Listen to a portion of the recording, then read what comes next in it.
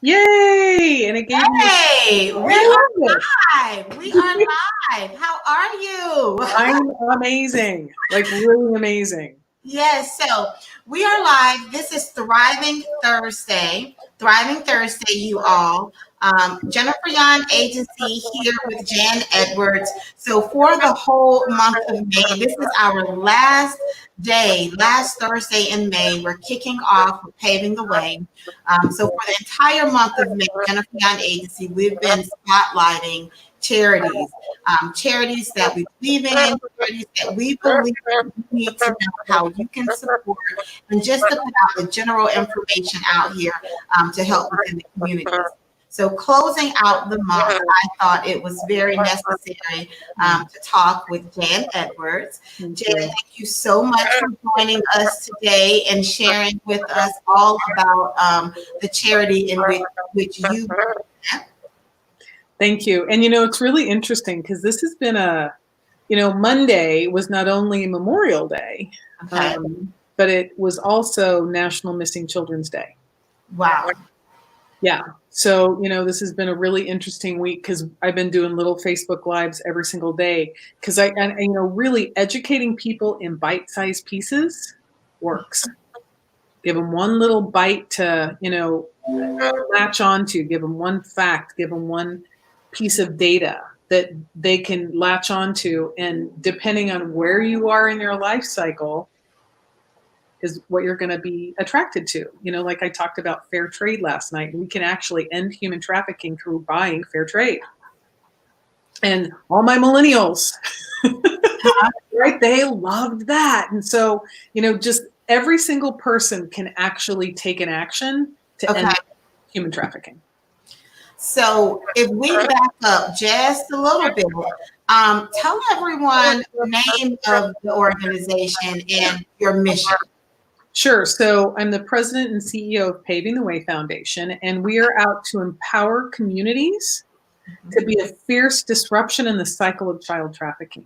And we do that through educating not only our youth, but those that surround them. And we've educated over 14,000 children and adults, youth and adults in the past 3 years, both here in Orange County and across parts of the United States.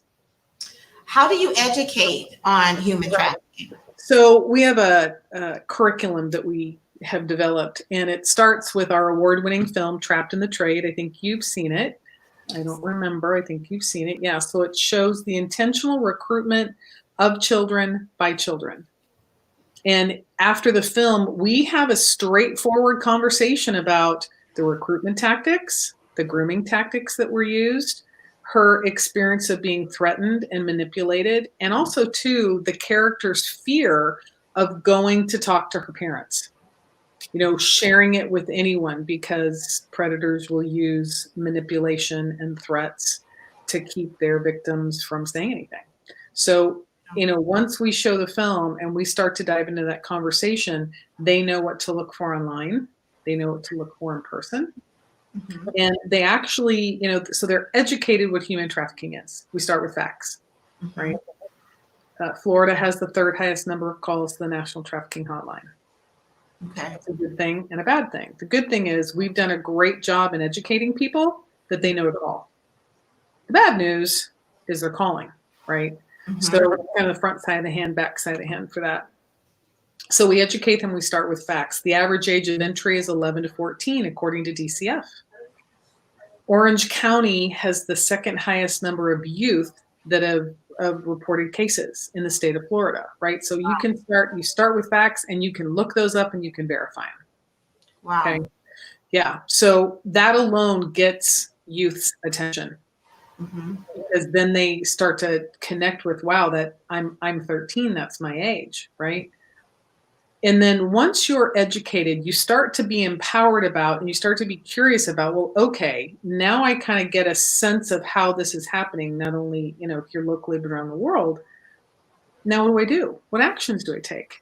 So we empower them to take a decisive action such that they're not recruited. So we can actually prevent children from being trafficked. So it's things like, don't take every single friend request you get on social media. Okay. There's a big thing about likes and loves and all that. So, if you don't know the person, don't accept the friend request. And almost every single app has a chat feature. And predators will try and get to our kids through the chat feature. They will put up a photo. They look like, another teenager, and they'll start to, talk about things. And then the next thing you know, hey, well, will you take a picture, in your bathing suit for me? Mm. Okay, will you, so it's intentional and it's done over time. But if you're only friends with people that you're friends with, right, the likelihood of that happening really drops. Yes. Knowing what the human trafficking hotline number is. Mm-hmm. We have people always put that in their phone, and I'll put it in the chat. It's 888-3737-888. And that's the number for the National Trafficking Hotline. You can call it 24 hours a day, Okay. 7 days a week. And that's 888. 3737-888. I have a question. So, as a parent, how would you start that conversation with your child that's, let's say, 12 or 13 years old, to be aware of trafficking? Well, that's part of, it's really great that you asked me that question, because I've got two toolkits on our website that we just developed. Okay. To accomplish that goal. And when we're done with the live, I'll put those links in.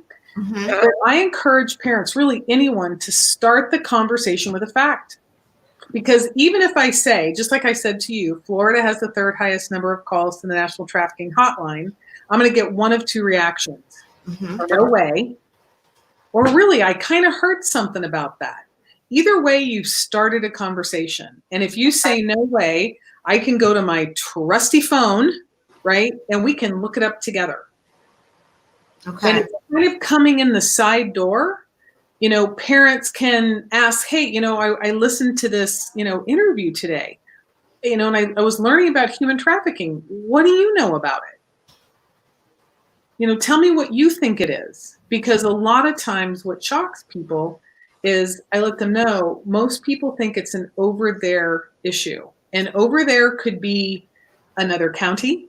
Over there could be another country.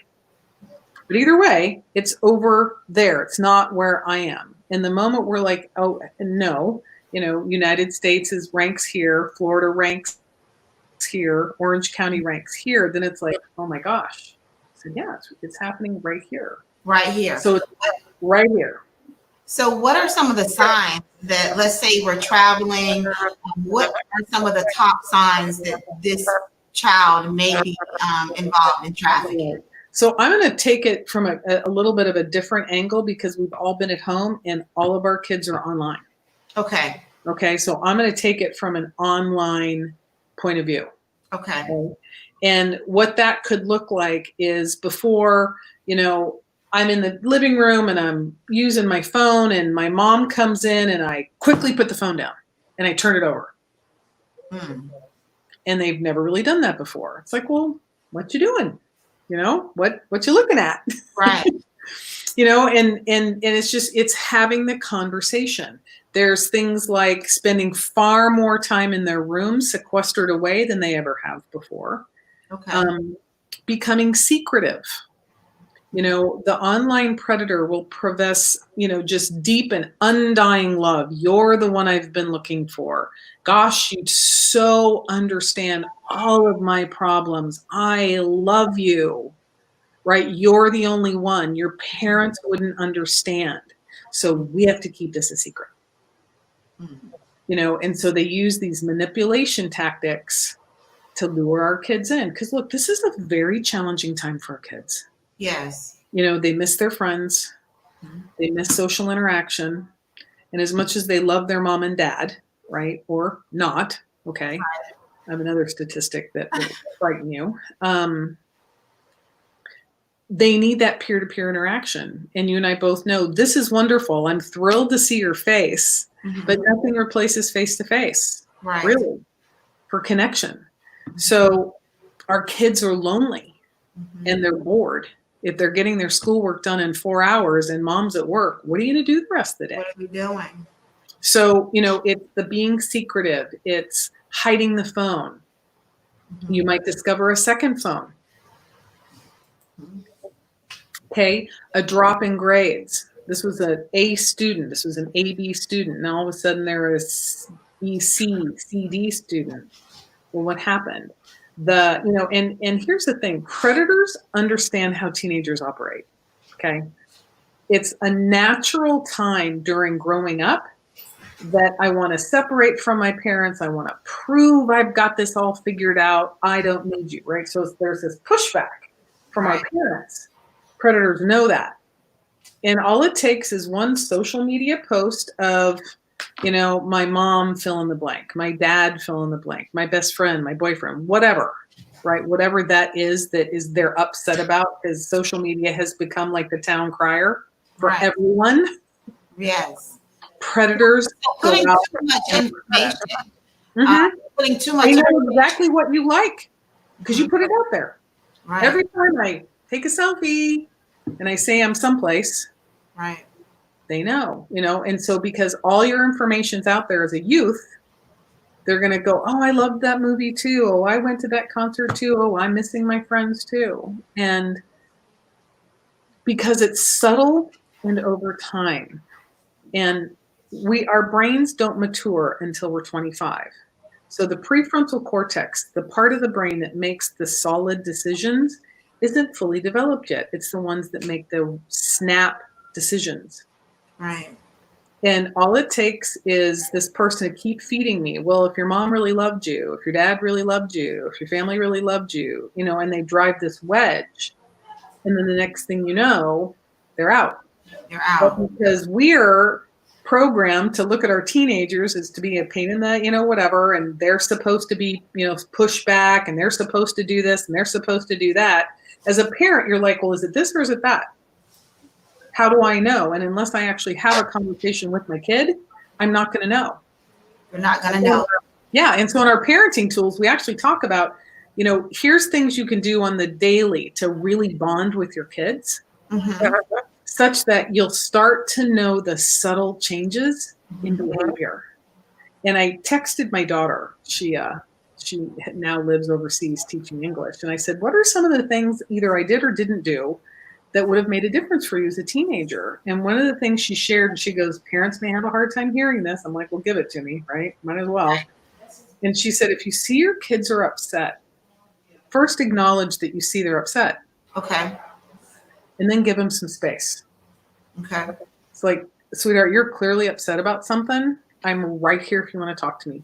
Like, I'm right here. I will hang up the phone. I will step out of the shower. I will do what, when you're ready to talk, I'm right here. And it gives them time to kind of process what they want to say, such that when they sit down in front of you, it's a viable conversation. And then you as a parent can take a deep breath and go, okay. Right. And just to be there. And the second piece is so important. It's just to listen. Just listen. My daughter used to be like, Mom, I just need you to hear me. I'd be like, okay. So we created this little thing that we would did. And when she'd like, Mom, I've got to talk. I'm like, okay. So I had to prepare myself how to listen, right? Single parent at the time, I was it. So I'm like, okay, are you venting? Which means I can turn off my problem solving brain. Okay. You just need me to agree with you. Just need me to go, oh, yeah, they were awful. Oh, yep, you were wrong, honey. Whatever they need, you need agreement. Or do you need to problem solve? And 90% of the time, she just needed to vent. That's all she needed to do. And so I listened. And somewhere along the way, she'd be like, okay, that one thing I talked about? Yep, honey. She goes, that's really where I need your input. I'm like, okay. But until we set that up, I'm like, because I needed to set the tone because I'm the mom. Right. Right. Because we go right into problem solving mode. We want to fix it. Don't we? Yes. So to really break this down as a parent, you got to be to the child. You have to definitely have great communication, or at least know how to have these conversations. Absolutely. You're not alone, and you're not alone in this. And that's the thing. That's why when we go out, we talk to the kids at school, we give them stuff to talk to their parents about. And, we're actually going to do an online training program for parents at the end of June, June 27th, Saturday morning from 9 to 11. So they can come join me, and then they can hear it from me, and, also have that conversation with their kids. And that's really what Paving the Way is about, is opening different platforms, educating everyone in the circle on how to be aware, how to spot the signs, and how to save a child from being trafficked. Absolutely. Because the number one source of this happening is children not getting enough attention at home. Now, we've all been home for a while, right? Right. So you can feel like you're getting the attention, but you can still be with someone and not be with them. Everybody's on their little device here. So everybody's on Zooms. Everybody's trying to accomplish what they're trying to accomplish. And at some point in time, they just may need someone. I had a conversation with a young person earlier today. She's like, I just need to talk to somebody. I'm like, great, call me. Is that something that Paving the Way also offers? Is that support group? If a child is feeling like they're at risk or lonely of being trafficked, what should they do? Right. So we are on the front end of this, and we partner with all the other organizations that work on the back end. We're not mental health counselors. We are not trained. We do have ears, and we'll listen, and we can hear. We're like the front line. Almost every single one of my mission ambassadors has, first level some trauma training and, suicide prevention training. So we know if a child's at risk, we know what actions to take, and we put them in the hands of the professionals. Okay. Because to me, that's the most important piece. And we don't just sit back and not take an action. Not like, oh, okay, you'll be fine. We'll talk to your parents. We, because 211 has a great crisis center. They work in tandem with Devereaux, the Victim Services Center for any adult, because we've had a lot of adults after we've educated kids come up and go, that was me. And I'm like, okay, great. What have you done to work that out? And so I've got a handful of therapists here locally that specialize in trauma-trained sexual assault trauma. So, I send them, it's like, here, we're going to call them right now, to get them set up so that they can start to, work their way through this. Okay. So with the virus, I know you had things a little differently in the past. You mentioned having a training for adults, parents, coming up at the end of June. How will that training, what can a person expect, and how can they get involved with that? Sure. So they can go to my website and contact and go, I'm interested in parent training. When you download the toolkit, it's a real simple toolkit. It's got a lot of information, it's a lot of information, but it's literally what I say out loud on paper.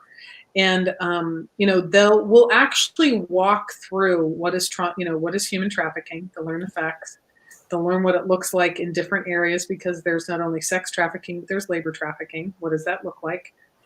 And what questions to ask your kids. And we're going to do a little role playing. I'm going to put people in breakout rooms, because I'm going to do it online this month. It'll hopefully be in person next month.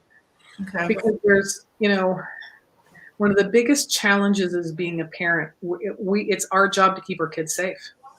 And if someone is harming our kids, right? If our kids have sent a picture of an inappropriate picture, which remind me to come back around to that, out to someone, and now they've just learned, right, the damage that can do. And we say, gosh, you know what, you really want to have a conversation with your parents. And they go have that conversation with their parents. The first reaction for the parent is they're going to be mad.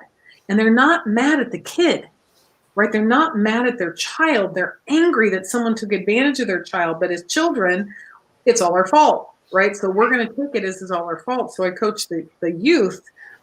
You got to give your parents space and grace, because they are human and they're going to react. It's their job to keep you safe, and someone just took advantage of you. Okay, so they are going to have some emotions. Give them a little space. It's got nothing to do with you. And for parents, I'm like, you're going to have to take a deep breath and not knee-jerk react. You're going to have to take a deep breath in and go,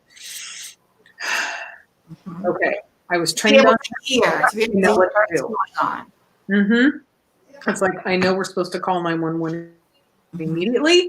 I know that, we're if you were in school, if it's someone from school, we're going to want to call the school immediately. Like there's actions for them to take immediately.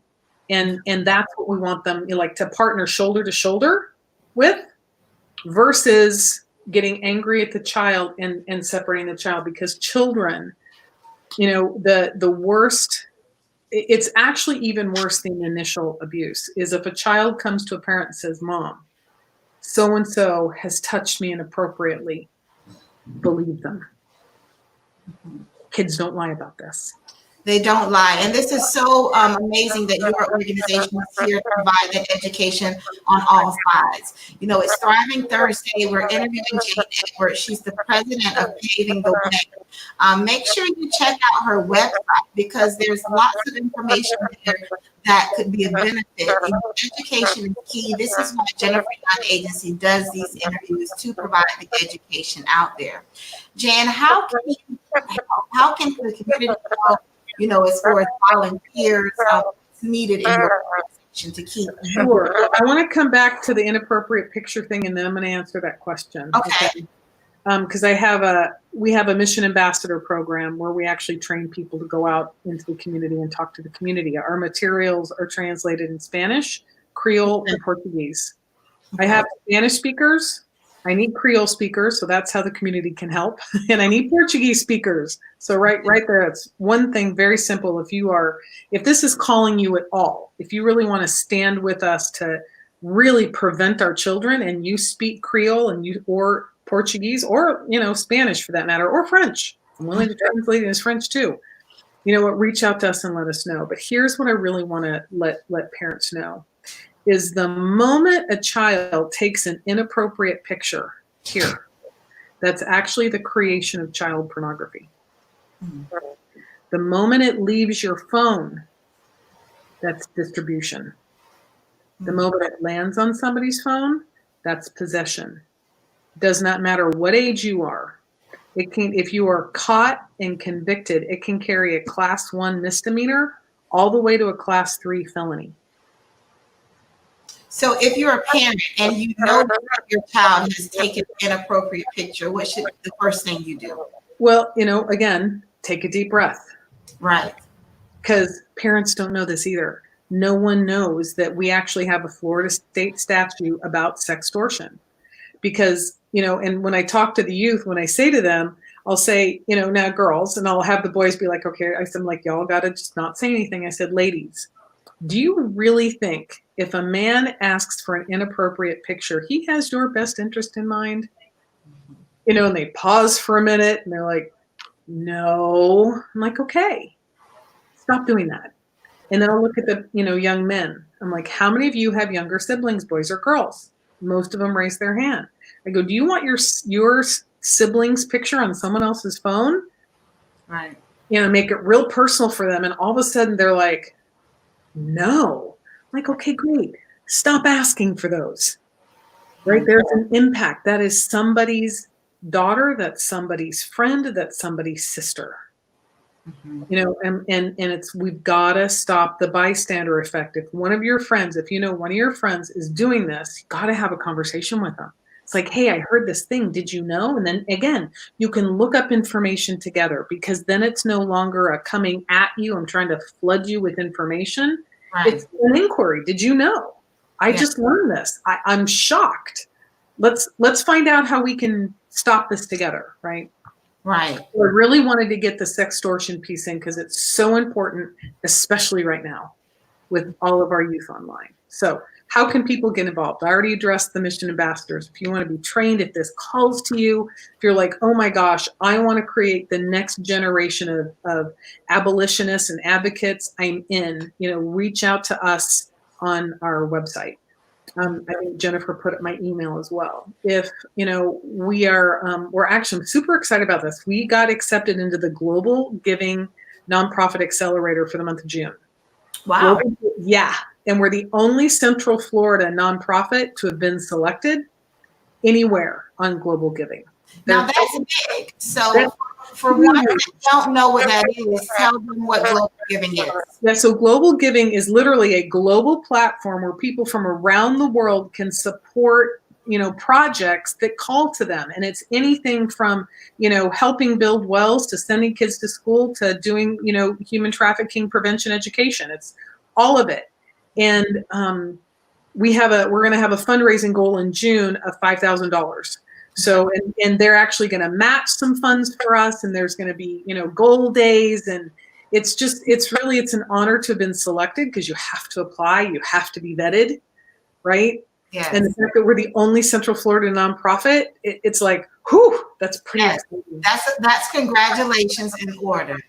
Thank you. And when we get that information, I'll definitely send it to you. You can share it out. And one of the we're committed that people in underserved communities get this education. I can't tell you, out of the 14,000 plus people we've had conversations with, mostly they're of color, right?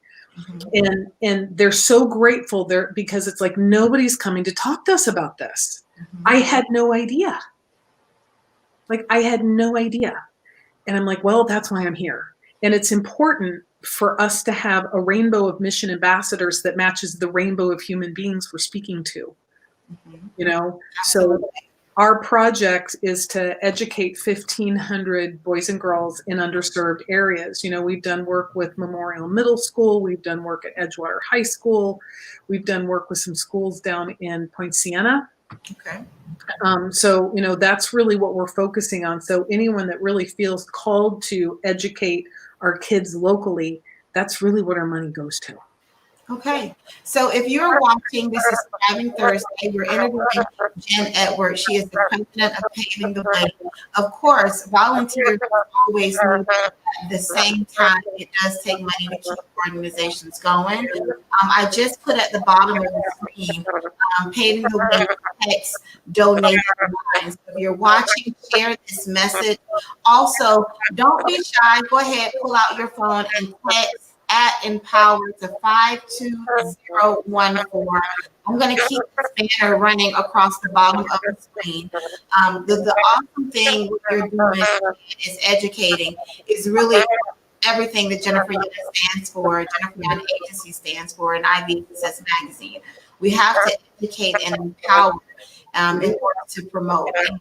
I think, the fact that you're doing this, providing this information to communities is amazing. Thank you. Thank you. It's the most fulfilling thing I've ever done, other than raising my daughter.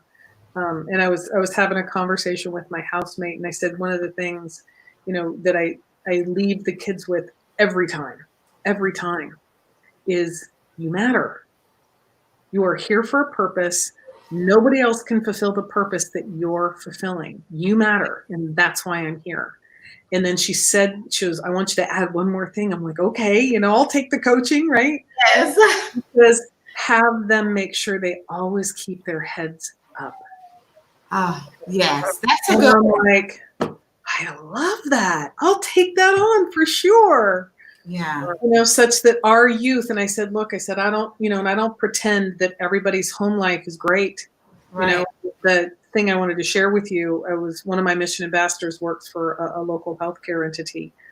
And she said that ER is saw 130% increase in child abuse since the beginning of the pandemic. Wow. I knew this was going to happen. That was one of my I actually shared it online. I'm like, this is going to be an unintended consequence. It's going to be an unintended consequence. And it has been. A triple effect, everything in the community is a triple effect. This is why on Thursdays we are doing Thriving Thursdays, and we're highlighting our charities, because we need the communities need you to keep things going. Definitely educating is key. Paving the Way Foundation, pavingthewayfoundation.org. Check them out online. Jen, what was it that really sparked the interest to create the nonprofit and to be so hands-on like you are? So I was invited to go to Ethiopia. I was at the Get Health Summit at the UN. I was invited. And there I met this extraordinary man. He has a 501c3 that really gathers the diaspora of Ethiopia to help the children in Ethiopia. And we met, we exchanged information, sent me an email. He's like, hey, Jan, here's my stuff. And, I'm like, great. I'd love to set up a time to talk. And he sends me an email right back. He's like, well, we're going to Ethiopia. So can I, and I'm like, great, let's talk when you come back. And he sends an email right back. He goes, do you want to go? Wow. Right. So, my mom was right across from me at lunch. My daughter was sitting next to me, and I'm looking at my phone and I said, I just got invited to go to Ethiopia. Like, how does that happen? Right. And my mom, being a mom, you're not going, are you? The little protective thing. And my daughter's like, you're going, right? And I went, and it was there. If anyone's ever been on a mission trip, you give your heart, your soul, your body, your mind, all of it. So at the end of the day, you're tapped out. You won't talk to anybody. You want to do anything. You want to eat, shower, and go to bed. So it was at the end of the day, and we're in Addis Ababa. And it was a moment in time. I'm looking out the window. That's all I'm doing, looking out the window. And I see 2 older men and 2 younger women, and it just didn't feel right. That feeling I teach the kids about, that feeling. And so I got to my sponsor's house and I shared with him what I saw. And he's like, oh, yeah, Jan, it's human trafficking. And I'm like, whoa, hang on a second. I go, what are you talking about? And he's like, Jan, we have 4.5 million orphans in Ethiopia. He goes, we're the #1 source of human trafficking in the Middle East. And my head is swimming because I'm like, hang on a second. I go, you're telling me people are still selling people? This is 2013. I couldn't wrap my head around it. Wow. And he's looking at me again, like got 3 heads, like, where have you been? I'm like, well, I live in Orlando, best place on earth. We don't talk about this kind of thing. And he's like, Jan, it's $150 billion industry worldwide. And it just it was right there, got laid on my heart, like right there. And I came home and started to do research. And that's when I found out Fleur was #3. And I talked to people and I said, why is no one talking about this? Why is no one having this conversation with our kids, with our families? And they said, because nobody knows about it. There's no awareness. Well, I've got a background in marketing and media from being in the cable industry for so long. I'm like, well, that's something I can do. And that led me to writing the film, which I wrote in 2 days as a total download from above. And, I haven't stopped since. And I won't until God tells me to. Amen. Yes. It is Thriving Thursday. We are talking with Jan Edwards with Paving the Way Foundation. The sad thing is that billions of dollars go into trafficking, into human trafficking. And what can we do about it? We can share this video, we can educate ourselves, support Paving the Way Foundation. Any small thing that you do could save another person from being trafficked. And that's what it's all about. And, put that phone number in your phone. And, they're available 24 hours a day, 7 days a week. And here's what I'll say. We work with a lot of survivors. And every single survivor has said, I wish someone would have called. I wish someone would have taken an action. And look, the moment you call the hotline and you say what you're going to say, I'm at the, XYZ gas station on the corner of this and this. This is what I'm seeing. It doesn't feel right. I don't know what to do. They will tell you exactly what to do. If someone's stuffing a child in a car, you call 911 immediately, take a picture of that license plate. Right. And I tell people, I said, look, you're valuable. You're important. I don't want you to go after that. There are people trained to do that. But you get on the phone and you make that call because you have no idea that you have no idea if you could save a life. And every time I share this and every time we talk about it, someone will text me or Facebook message me or something and go, Jan, I saw this. I made the phone call. Thank you. Because people want to know what actions to take. They want to do something. And because, I'm really committed that we alter this bystander effect in all areas. Yes. All areas. That we've got to give people what to do, what to say, show them, be the demonstration of. When we went in and talked to a bunch of middle schoolers and, after we educated them, I'm like, look, you can save a life. You can go sit and have lunch with someone who normally sits and has lunch alone. And you never know what is going on. 27% of the kids that we educated that to, and we went back and did a survey, did that. 27%. they took an action that I have it would totally save a life. Yes, and you have to be willing to take action. That's what Thriving Thursdays are about, with spotlighting charities. That's what Paving the Way is about, is to educate you so you know what to do. You know, sometimes we see things and we're caught off guard, and if you've never had this conversation before, you might miss a chance to save a life.